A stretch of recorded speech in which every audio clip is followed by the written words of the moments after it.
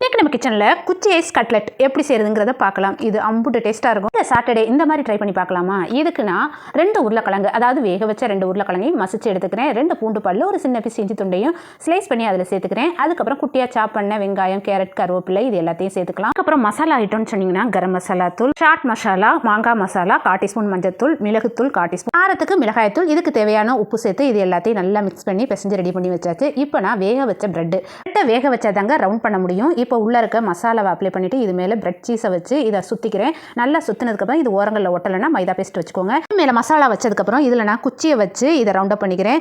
இல்லைனா கூட நீங்கள் ரவுண்ட் அப் பண்ணிட்டு கூட நடுவில் குத்திக்கலாம். அதுவுமே ரொம்ப ஈஸியாக தான் இருக்கும். இப்போ எல்லாமே ரெடி ஆயிடுச்சு. இப்போ அடுத்ததாக பார்த்தீங்கன்னா இன்னொரு பவுலில் 2 முட்டை, 1/4 டீஸ்பூன் மிளகாய்த்தூள், 1/4 டீஸ்பூன் மிளகுத்தூள், கொஞ்சம் உப்பு சேர்த்து இந்த முட்டையை நல்லா பீட் பண்ணிக்கலாம். ரவுண்ட் அப் பண்ண கட்லெட்டை இந்த முட்டையில் நல்லா மிக்ஸ் பண்ணிட்டு பிரெட்டையும் சோளத்தையும் அடிச்சு வச்சிருக்கேன். அந்த முட்டையில் மிக்ஸ் பண்ணதை அந்த சோளத்தோட நல்லா மிக்ஸ் பண்ணி ஓரமாக வச்சிடலாம். இப்போ எல்லாமே ரெடி பண்ணி ஒரு 10 நிமிஷம் வச்சதுக்கப்புறம் இப்போ சூடான ஆயிலில் முன்னும் பின்னும் பொரிச்சு எடுத்து சாப்பிட்டு பார்த்தீங்கன்னா அம்புட்டு டேஸ்ட்டாக இருக்கும். கொஞ்சம் காரமாக, கொஞ்சம் கிறிஸ்பியாக, டேஸ்டியாக ட்ரை பண்ணி பார்க்கலாமா?